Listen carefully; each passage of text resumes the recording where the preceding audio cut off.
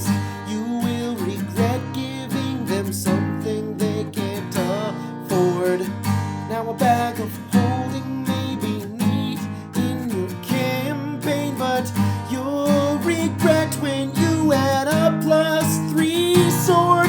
And this video is about magical items. I don't know why I'm singing a song with the same 4 chords that I use for every song. This is dumb. Hey everybody, welcome to another video where I needlessly put music into it for no reason at all.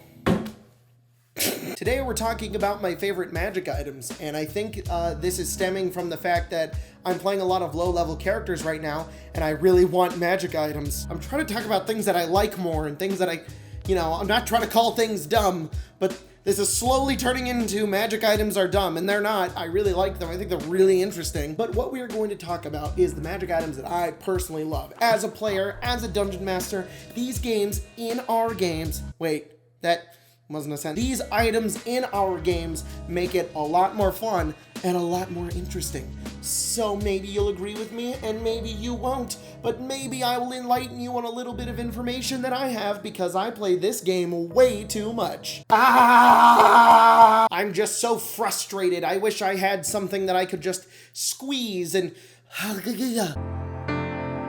What is this? It's RPG Squeeze. These cute little guys are a part of a Kickstarter that also happens to be the sponsor of this video.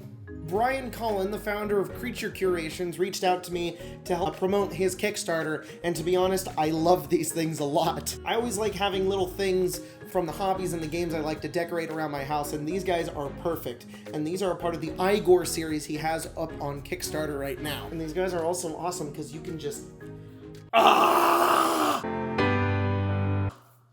He's dead. Oh no, he's alive again. Necromancy. Big thanks to Creature Curation for sponsoring this video, and make sure to check out the Kickstarter. There's a link in the description. I think they bounce. Oh jeez. You're going right next to Zariel, buddy. Okay, magical items and things, stuff. Maybe you're a dungeon master getting ready to... He escaped. Good? Cool. Maybe you're a dungeon master who's getting ready for their campaign and they want to know what magic items to give out to their players.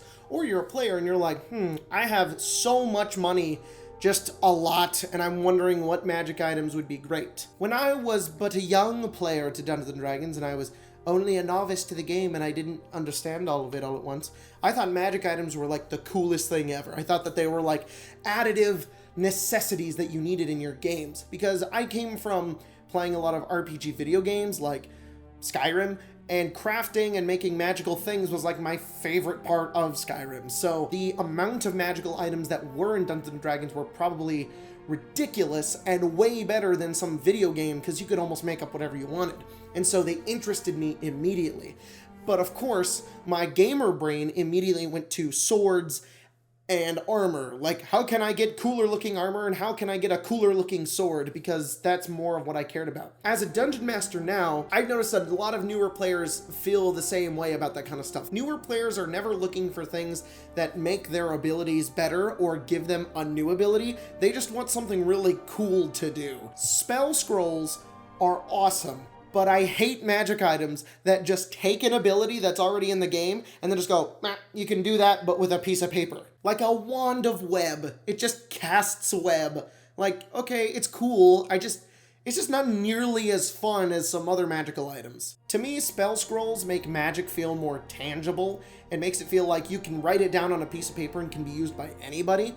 So it makes I like the world building lore aspect of spell scrolls. But my favorite types of magic items as a player and as a dungeon master are the ones that have limited use. The cool part about those is that you can really easily balance them as a dungeon master, and as a player you can value it at certain points in time. Every time you use it, it happens to be really good, which is what you want. Otherwise you're going to have a situation with your players where they're going to stockpile all these potions and never drink them even at the final boss fight. You've done that, right?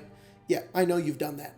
I can tell. So my favorite types of magic items in D&D fall into like 3 things that I need to have. A limited use, a really cool ability, and the ability needs to not be reused from something else. Okay, let's open up the book and look this. I've never seen that before. I actually really like the staves of the adder, the snake staves. It's a staff that, it's like Moses. You throw it on the ground, it turns into a snake. Or the other one, which I think that's staff of the python, the staff of the adder, like just the head turns into a snake. And you like poke it at people and it can bite them with the snake head part. Ha ha! No, not the snake staff. It's not a whole snake. It's just the head part. Okay, so I'm really generic and I'm really boring, but one of my favorite magic items in the entire game is legitimately a flame tongue. It's just a sword that can be on fire, and that's really cool. Is it a little overpowered? Kind of, depending on who you give it to. If the fighter takes it, yeah, that fire's gonna start doing a lot of damage. I think I just like fire. I think I like weapons being on fire. Like, fire arrows are cool. A lot of the magic items are really, really complicated and set into the lore of D&D, also known as the Forgotten Realms. So a lot of the magic items are just like, that doesn't make any sense. Bracers of defense, they give you a +1 to armor class, and then you have like an apparatus of Qualish. You want a submarine metal crab machine? Okay, let's see, what else do I like? Do you want to know what my favorite magic item is? What's your favorite magic item, Spencer? Darren's Instant Fortress. Yeah, Darren's Instant Fortress is really cool because you could just put it on the ground and throw it. It's a deck save. They fail it, they take 10d10 force damage. Oh my god! Yeah. You just throw a fortress at people? Yeah, if you throw it and you say the command word, it... What's up, Strahd? Yeah. Just hit him with a house? You can also live in it. I think it's more fun to just yeet at people. What's wrong with you? A lot.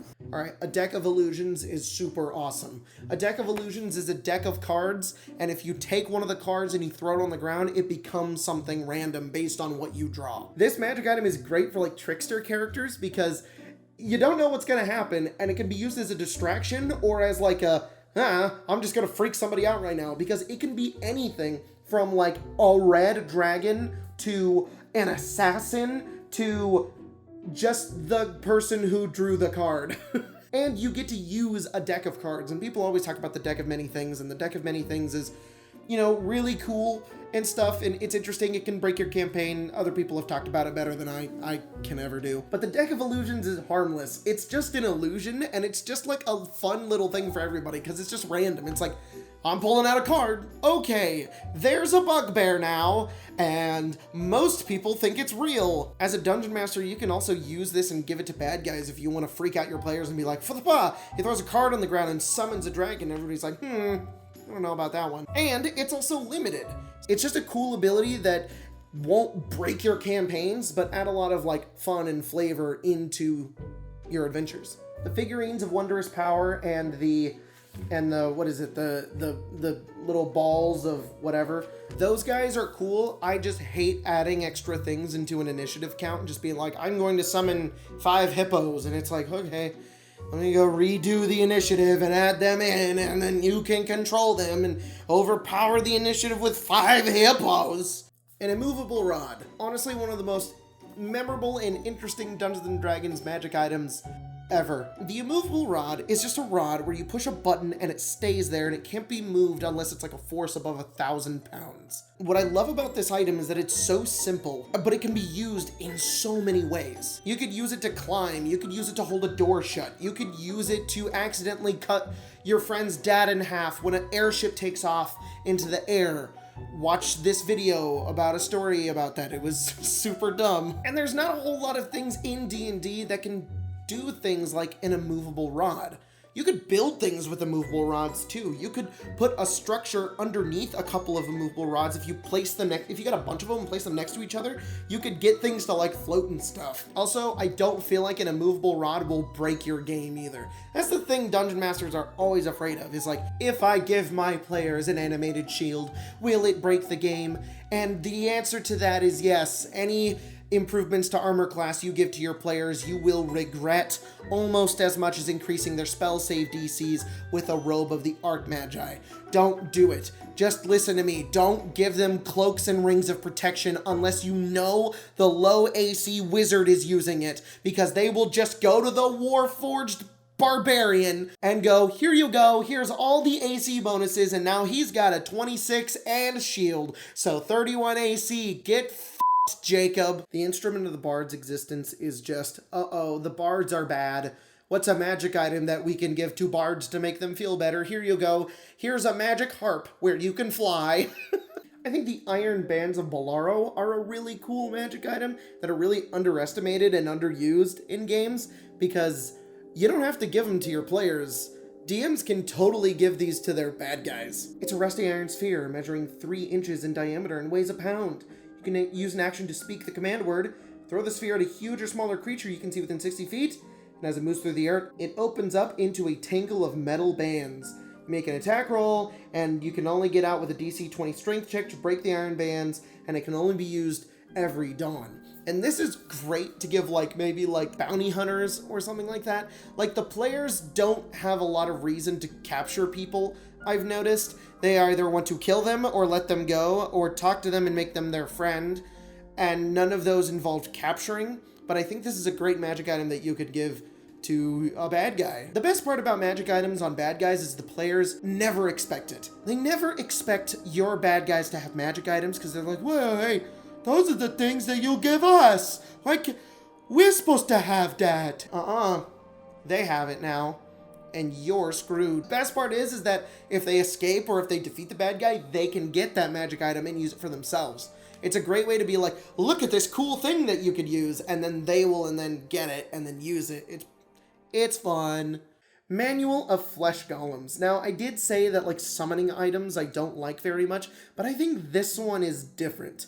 A Manual of Golems teaches you how to create your own golem, in which your artificer or wizard can become a mad scientist and find a book and spend a stupid amount of money to make their own creature that follows them around and does their bidding. A periaptive wound closure is great, and I know a lot of people will think that they're stupid and they're overpowered because it basically just makes your characters unkillable, but I think it's really interesting just to give your party one and then watch them decide about who gets it and who deserves to live more. You know, those death saves are always really, really, really terrifying, and the best part about the periapt is that you don't have to worry about it anymore. You know that your character is basically safe, but they're not entirely safe. You could still go unconscious and still get hit and still die. It doesn't make them unkillable, but it gives a player a sense of security. And I think that's really interesting and makes the magic item really good, balanced. I love all potions. All potions are awesome to me. I think the one use, give you an ability for a little bit of time, is really interesting. I love the potion of fire breath, where you could just start belching flames if you want to. I think potions are a great magic item to give to your players because you don't have to worry about them being too powerful, besides maybe the giant strength ones, because as soon as your fighter or barbarian gets one of those, they're just going to be doing tons of damage in one combat. And probably my last favorite magic item is the Wand of Wonder. I love magic items that just add random chaos into your games. And I also love characters too. I love the Wild Magic Sorcerer just because it can create situations that you and your players just have to deal with because of a dice roll. I mean, think back to the last time that happened in one of your D&D games. It was probably really fun, and everybody was having a great time, just going oh my god, what are we gonna do? This sorcerer turned into a potted plant. Everyone's goats. Ugh. And I think the Wand of Wonder, while being really, really powerful, can be an interesting item like this. For example, it can cast a Stinking Cloud, or Fireball, or a Lightning Bolt, or, summon a Rhinoceros. Or make the grass grow. I've given the Wand of Wonder to a couple of my parties before, and they've kind of just used it once or twice and was like, this thing's useless because we can't control it, and they get rid of it. I think it would be fun to disguise another wand as a Wand of Wonder, and maybe this one like a Wand of Web. It casts web twice, and then on every odd time that you cast it, something random happens. And it can either be from the table from the Wand of Wonder, or you can make your own table, or use the table from the Wild Magic Sorcerer stuff if you want to. Overall, chaos good. Crazy things happening. me like. Anyways, those are basically my favorite magic items, and also a little bit of me talking about the magic items I don't like. I don't know if this was useful or helpful in any way, so I don't know. Tell me in the comments.